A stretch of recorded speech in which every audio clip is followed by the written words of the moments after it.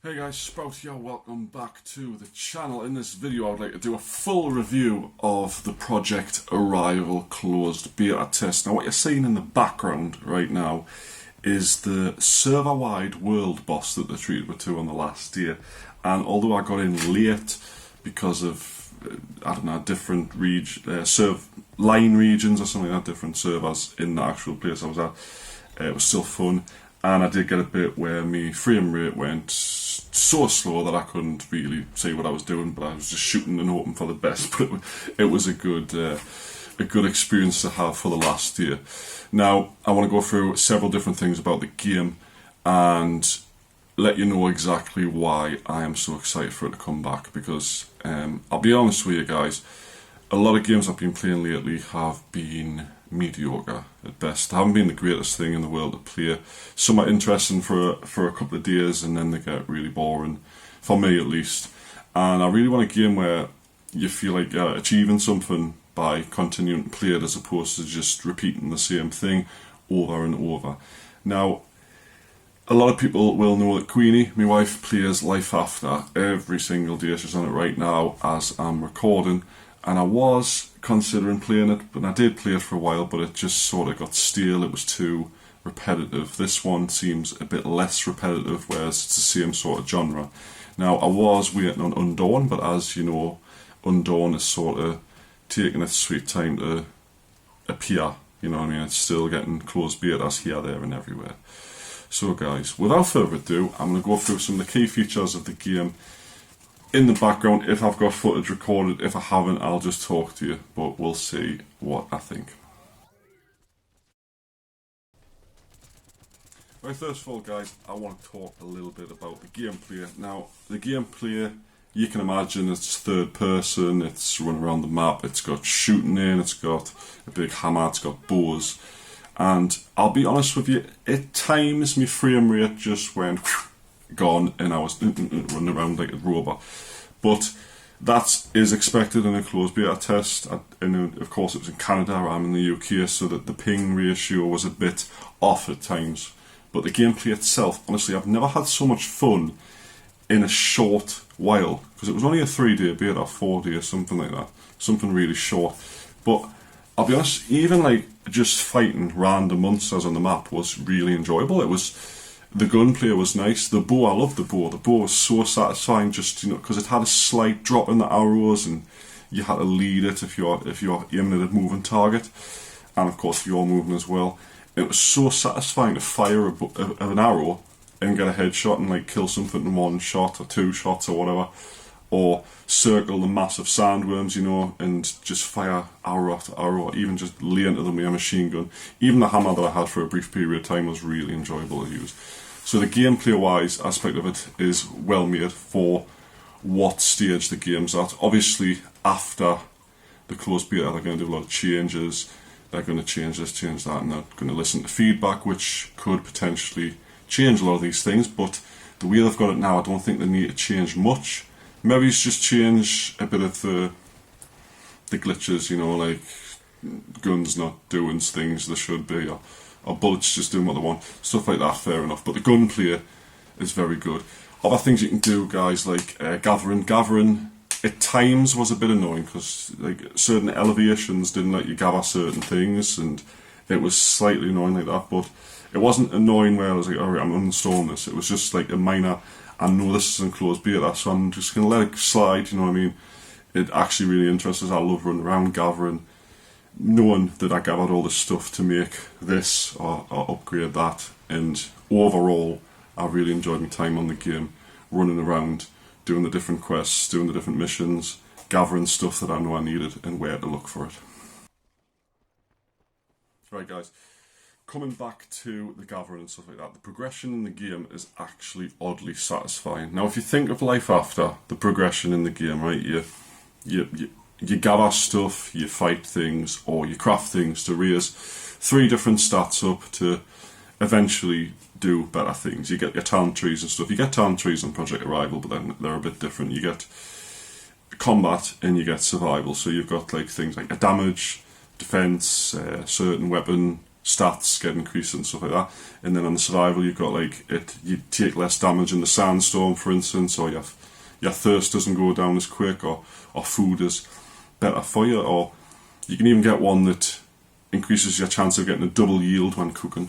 And it's just that sort of progression that I really like in the games, especially when it's not overly difficult to upgrade your mana. At least it wasn't in the closed beta. I don't know what the future will be like. I don't know if they've deliberately made it really easy, but you just had to raise your rating up, which was like build stuff in your mana and then gather so many things, and you upgrade it. And you have to be a certain level, of course, but you had an overall level as opposed to 3 different levels. And I think that was one of the main things that attracted us to it, because you didn't have to spend, I like gathering. I'm going to gather for the next 2 days, but then I still need to kill things, and arguably my weapon's not very good, and it's going to be a massive chore, but I have to still get my combat up, or I still have to get me crafting up. I have to craft things I don't want just to get me skill up. It was nice to get experience no matter what you did, and you still progressed in level up to a bit where you wanted to be. Obviously the max level on the closed beta was only 30, so you couldn't go massively overboard, but once you hit level 30 it was like, well, I can still improve, I can still get this, I can still get that, improve my gear. You can enhance your gear, individual bits, you can increase, make more guns, try and get higher quality ones, stuff like that. So yeah, I thought it was like an achievement when you'd spent all day or an hour or something gathering stuff and knowing what the end result was going to be, as opposed to getting a random thing, or the gun you want to make is going to take you 3 weeks of farming. Obviously 3 weeks of farming, it might be in the future, but that's no good for a 4-day closed beta test. Excuse me, but yes, I really enjoyed the progression of the game, and I'm looking forward to trying it again. Right, next thing guys, I want to talk about the survival aspect of the game. Now, obviously it's a survival crafter, open world, like After, Undawn, Dawn Awakening, whatever you want to call it. Now, you have health, you've got thirst, you've got hunger, and you've got something called comfort. I think it was comfort, it might not have been that. Condition amount, I think it was called condition. So basically, obviously hunger and thirst, you need to eat, you need to drink to keep them up. If they get too low, you start losing health, you get debuffs, etc. Which is, you cook things, you go out, gather stuff, fair enough, that's easy enough. Now, condition is like your overall well-being, which goes down when these other two go down, and it also goes down with other things. So what this game has introduced is environmental dangers, which you can't get past. For instance, the desert map, which is the second map.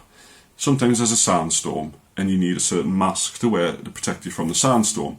But you also have to protect yourself from the heat during the day and the cold during the night. So you've got 2 separate items that you have to make and wear at them times. And yes, if you're in daytime and you're using the heat pack and it suddenly goes to nighttime, it does prompt you to equip your cold pack if you've got one in your inventory, which was a good feature because sometimes you forget.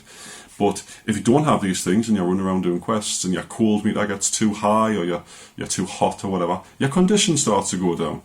And the lower your condition gets, the less you can run, the less you can aim, your health starts to decrease. And that I could tell the only way to get it back up was using these happy injections. Yes, happy injections. I can't remember exactly what it was called, but it was a syringe and it said happy something, I can't remember. And sleeping in your bed. So you've got cosmetic items obviously in your cabin, you've got a bed, you've got a sofa, you've got chairs. You can only really interact with the bed right now. I could only use the bed, if I'm honest with you, but I'm assuming in the future you'll be able to sit on chairs, you make a different one to give you different levels of comfort to increase your that buff that I just said, I can't remember the name. The comfort thing. God, I'm hopeless. Anyway, so the different environmental things, the health, you can even go to a water source and have a drink, and it's got, some of them are slightly polluted and they've got a chance of giving you diarrhea, which is a debuff you have for 5 minutes. It doesn't kill you or hurt you or anything, but it lowers your stamina regeneration. So a lot of things to consider when you're going out into the world.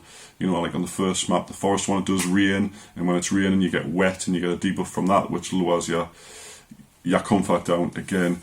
And it's just a lot of things to think about, and it just separates it from being, it's an open world survival game, you eat and you drink and that's it. It just gives that added pressure to remind you, you know, I have to do this. And it was really interesting, that part of it, I thought. Right, next thing, guys, I want to talk about the crafting. Now, obviously, you think crafting, you can build houses. You can't build a house, obviously. You already have one when you start the game. You've got this little, like, sort of square building with a bed in, or you get the bed or something like that. You can craft loads of different things, and it's like certain things needed more, certain things needed less, but the sheer amount of different benches you had for different things was a nice change. You know, usually you would get a building crafting bench, a gear crafting bench, and that would be it. This one had the building, the gear, it had a power supply, I'll get into that in a minute, it had a demolish bench and a repair bench. Now the repair bench, obviously, you repair your gear. Repaired it 100%, didn't lose any durability. I don't know if that was just because of the closed beta test. Maybe in the future they'll start to lose durability and eventually they'll have to replace it, because then it would kind of defy the point of, oh, well, I've got the best gun in the game and I'm going to have the best gun in the game for the rest of the game, you know what I mean? And if it eventually broke, then it would prompt you to work a bit extra hard to get it again. So obviously there's that. Now, crafting wise, buildings, you can build beds, couches, wardrobes, like your warehouse space is how many wardrobes you've got. So you can place them anywhere in your house and it all counts as one collective warehouse. So if you're trying to store stuff, you've run out of rooms, building a wardrobe or a fridge or a big storage chest or something like that, and it'll add to it, and you can just freely go to one of them and flick through all of them. I like that feature as opposed to just searching through every single storage box. Where the hell did I put my sap? You know what I mean? It's in this one, or you can press sort and search and stuff. So that was an interesting feature. Weapon wise, guys, you're going to need certain things to make certain weapons. You can find them in the world, same as your armour, and it was a real sense of achievement when you've been searching for 2 hours to find all the screws or all the machine gears or all the rubber you needed to make a certain thing, and then you can finally make it. You're sitting looking at the crafting bench for 30 seconds or a minute or whatever it took. But yes, it was a nice change to actually feel achievement when you've made something that you can then put on and experience the world with, you know what I mean? Right, last thing, guys, I want to talk about is the camp and the guilds. Now, most of these sort of games, like Light After or Undawn, have a camp, which is essentially a clan where you've got a leader, you've got co-leaders, and you've got a whole bunch of houses spread out and you do tasks and stuff like that. Now, the guild feature, which is what it's called in this game, was locked during the closed beta, so we didn't get a chance to go into a guild. However, we did have a camp which housed 4 players. You could make one person could make it for free, and you get 3 other people in, and you contribute it and you upgrade it. We managed to get ours to level 4, I think. Some other people got level 6. I think it was due to inactive members, because only 2 were really doing anything of the 4. And I think one of them joined at the last day or something, and he didn't really have time to do anything. But it's interesting to have the camp in a closely knit environment all 4 years, because, you know, you get like camp events, you get bandits invading now and then, you get patrols. It's going to be interesting to see how they adapt to having a 4-person camp and a 40 to 80 person guild, because that's what it said, 40 to 80 people depending on what level the guild is. So I don't know if, say, your camp will merge with a guild automatically, or you'll have the 2 separate things, because then you've got a guild invasion to do and a camp invasion. You have to upgrade your camp and donate to that and your guild. It may get confusing. Maybe it might be better to pick one or the other, or even both if you're a full-time player. We don't know yet. But it was interesting to have the camp, you know, people to readily gear up with, or meet in your house. I think it's like their answer to cohabitation. Like you do in Life After, you find another person, you cohab. This was more like a 4-person cohab. I think that's a new take on it, and I really enjoyed it. But it'll be nice to see, because a lot of things on the camp construction bench were like automatic gun turrets and defence walls and stuff like that. All this was locked during CBT, so hopefully in the next one they'll unlock all these things and we get to experience them a bit more in depth. And maybe it's massive invasion where your turrets are going to be like shooting them and they're trying to get through the walls. It's going to be fun. I really can't wait.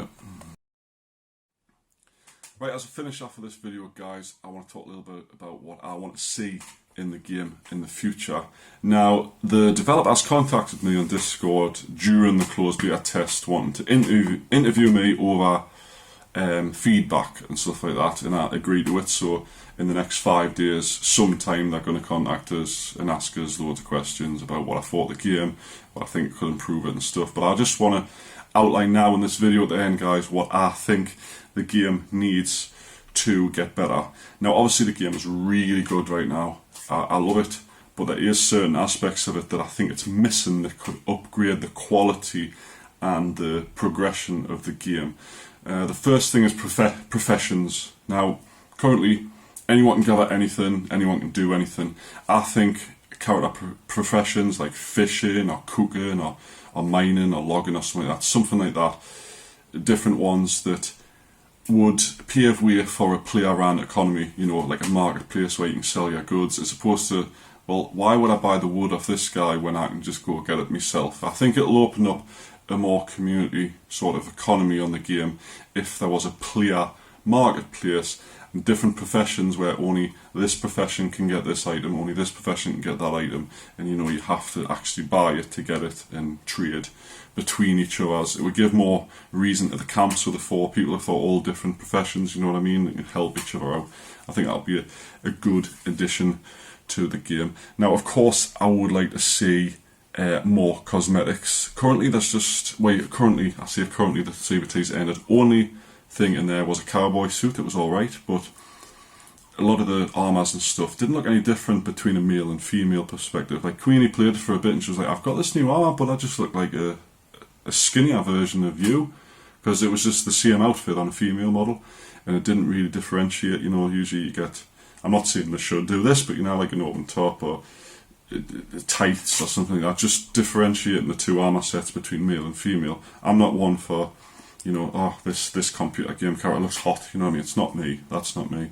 But I know a lot of our people will like the differences, especially female players, you know, playing a female character, like to look stylish, like get nice boots and stuff, not just looking like Joe Bloggs that lives next door, you know what I mean? So cosmetics, I think, is going to be the height of this game, as well as like Life After and stuff. You've got all the cosmetic sets, people buy it, but I think it's going to be something very well sought after.